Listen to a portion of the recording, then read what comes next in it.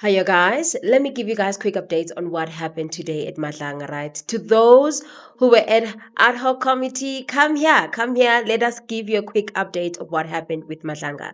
So you guys remember Mkwanazi, the member of the EMPD, the Ekurhuleni Metropolitan. That guy was asked by Ket Matlala to release a friend and he actually released that friend. From those chats that were revealed there, Ket Matlala and Mkwanazi, their relationship does not only end with them giving each other fitted lights, blue lights and stuff like that. No, it goes above doing favors such as releasing people who have been speeding on the road. And this is very problematic because as we know in South Africa, we have high rates of accidents. People are always losing their lives on the road. And then you have this man who drove above the speed limit and got some favors, have favors for them. I think Parliament is a contribution.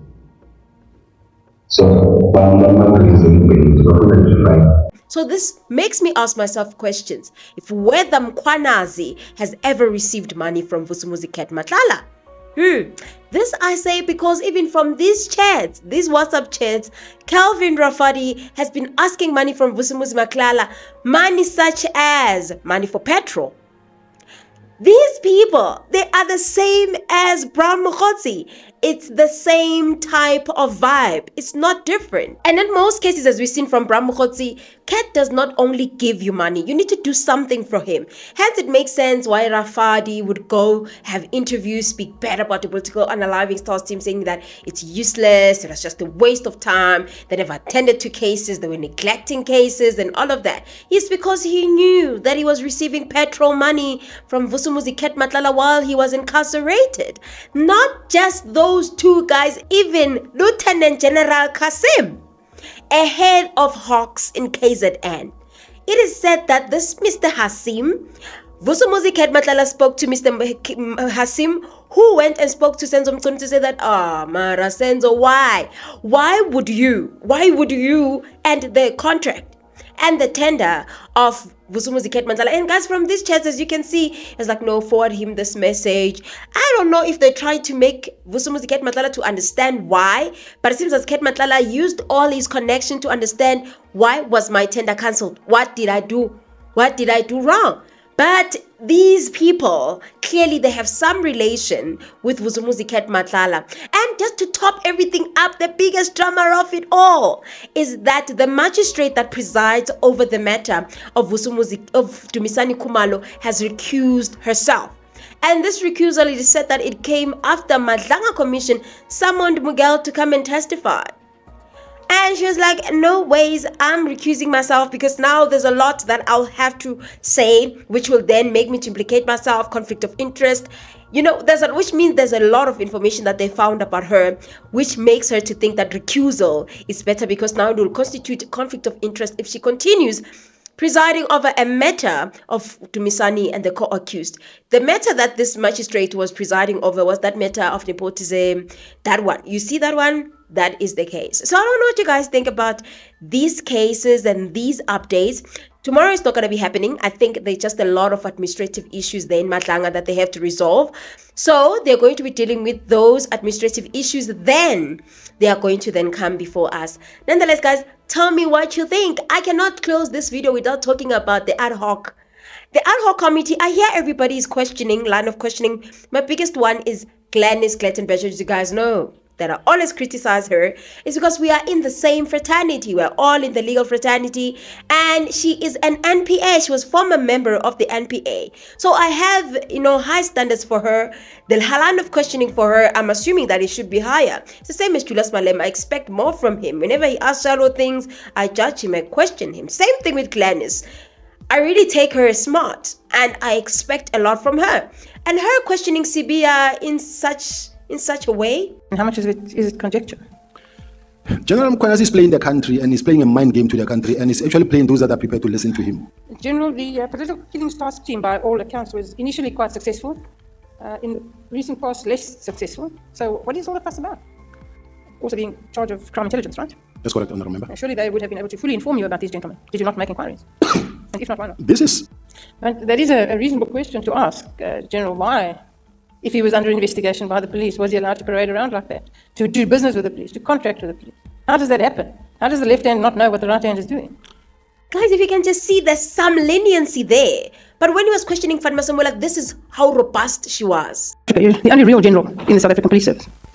And you say that you hold the view that the instruction of the Minister to close the political killings task team was ultra vires and encroached on your domain as the National Commissioner. So why did you not tell him so? Tell him that you won't close it down, that it's doing good work and that he's out of line. Why didn't you just do that? Question. Oh, sorry. The question is, not that you didn't discuss it with him, I'm sure you did. Thank you. Why didn't you tell him you're not interested? He's encroaching on your terrain, he's out of line, he can't do what he's doing, and he must concern himself with his own business and you concern yourself with yours. So this is very questionable, especially if she's disclosed at the beginning that she knows Shadrach for like 20 years or so. And then while I'm busy, Chair, I'd like to place on record that I have known General Sabia for 20 years. It's a professional relationship. I was a prosecutor, he was a policeman. I bring an objective mind to these proceedings. I have no doubt that I'm not conflicted, but I'm placing on record that I know him. And I think she clarified, I think it's for purposes of NPA and work and police officers. These things, they happen when you're in legal fraternities. You always get along with police people, prosecutors, and all of that. I doubt that their relationship is on personal level. But I think that her knowing Shadrach Sibia might have influenced the way she questions Shadrach. I think the people that went hard on Shadrach Sibia was the ANC, was the EFF, was the MKP. They went really hard on him. They really grilled him to the E. But when it comes to the other members, especially DA, I expected a lot from Clattenburg. She comes across as this robust lady who wants the truth, you know. But she disappointed me and came there all humble, all, you know, chilled and stuff like that. I don't know what you guys think. Please comment your thoughts on that. What do you think? Do you think that she was biased? She was supposed to recuse herself? But as, you know, the EFF said, if we're going to be recusing people there, we'll end up recusing everybody. Because people have cases against each other. People have histories. People don't like each other. So it will make this process, like, you know, unrealistic. So I guess, you know, we just have to say, it is what it is. She didn't have much to ask him, especially since we know that this version of Shadrach Sibia has a lot of loopholes, has a lot of questions. I don't know if you guys are interested in that. We're going to delve deep on that, on some of the problems, but you guys are not watching the videos. You guys are not watching the videos, so I'm not going to do a video that you guys are not going to watch. And also those people, guys, that are busy there on comment section being negative. I don't like ugly negativity comments, okay? I don't like them. I don't deal with them well. That is nanking us it. We have our own problems, guys. And if you're gonna come with rudeness and negativity, some of us are gonna 10 times that. So please let's not be rude with each other, guys. Let us just respect each other. If you don't like a particular content that I released, it's all right. It's all right. Don't relax. You can just go to another creator that has done better than me, or, you know, that person when it comes to that particular topic. And guys, go to my shorts. You saw what President said. He's admitted that he knows Angwani Mohamed. He knows Angwani Mohamed. And we always said so. But I have a problem with that. Actually, I have more questions after that. President, so you're fine with this person that you say you know, but the relation dates back to the time of your ex-wife. So you're fine with this man busy using your name to get tenders. And you've never stopped that. You're not worried that this man is defaming you. You've never gotten any protection order against him to stop using your name. You've never even opened a case of defamation to show that you don't like that behavior from him and you have no relations with him. We see you here just saying, I know him, you know, it's like anyone else wants a picture with me. I went to the same school with him, his mother. Hey, that's not even enough, Mr. President. We want more and more. Say more. Say more. This is really not enough, especially considering the accusations that Mohamed is faced with. Nonetheless, guys, please comment your thoughts. Tell me what you think about the Madlanga Commission and them taking a break tomorrow to fix the administrative issues. Hopefully, on Thursday, they are gonna come guns blazing already or fine. What do you think about the ad hoc, the line of questioning from different MPs of different political parties? Do you think some of them were lenient towards Shadrach Sibia? And what do you think about Shadrach Sibia's testimony? That one is the funniest for me in this whole thing, because I'm like, sir, you're like laughing all throughout this testimony. I've really been enjoying it, but not because I love what he says, but because of the inconsistencies, the problems the way he's lying, and sometimes you can just see he's so tired. I even thought, you know what, bruh, just say, you know what, country, South Africa, I've done it, I'm sorry, bye, and just try to run away from South Africa, before you get into the prison. Ake ningixeleleni uthini kaloku? Ulwana mkhanazi. Ntoni ngosibiya? Sibiya.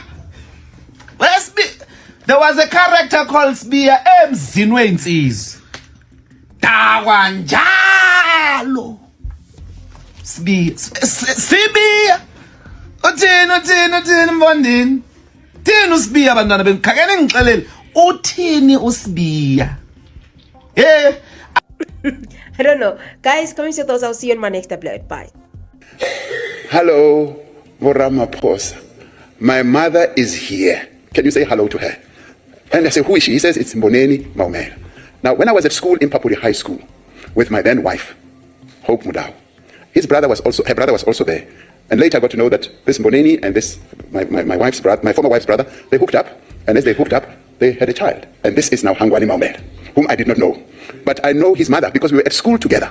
So he says, my mother is here. Can you say hello to her? And she's coming out of the yard towards the main gate. And then she's wearing a morning gown. And I immediately say, I can't allow her to come into the street with a morning gown. And I go towards the gate and I greet her and I say, how are you? How have you been? That's the sum total of it all. And I walk away. Now, when I walk around, I'm often greeted by people. One time I was walking in the street in Parkhurst. And as I was walking, here comes a man with his 2 children. And he says, Mr. President, can we take a photograph with you? And I said, no, that's fine. I pose, they take a picture. Little did I know that he is going to send a message on the street WhatsApp group, which said, the president is walking in our street. So I continue walking. I see people coming out and greeting. But then the reason I mention this is that there is a woman who opens the gate, closed gate of her yard. She's got 2 children. She says, Mr. President, can I take a picture of you and my children? But she's wearing a morning gown. I don't want her to come into the street. So I move towards the gate, slightly inside the gate, so that she can take a picture. So this is what often happens to me. I'm going to write a book about my morning encounters with South Africans, because some of them are quite interesting and exciting. So this is how this Maumela fellow then gets into this whole drama, because his aunt, who is my former wife of 47 years ago, is his aunt. And he's really not my relative as such. So I have encountered him, and you can make what you like of it. Do I deal with him? No. Do I meet him and sit down with him? No. Do I visit him at his house? No. Am I appalled at the allegations that are being made against him? Yes, I am appalled. And as I walk past that house, I know that that house was built with the money, as it is alleged, that was not properly acquired. And it is money that should have been spent on the health of our people. So the SIU has taken action, and I applaud that. And that is why I say we are making progress. The Special Investigating Unit is reclaiming stolen money.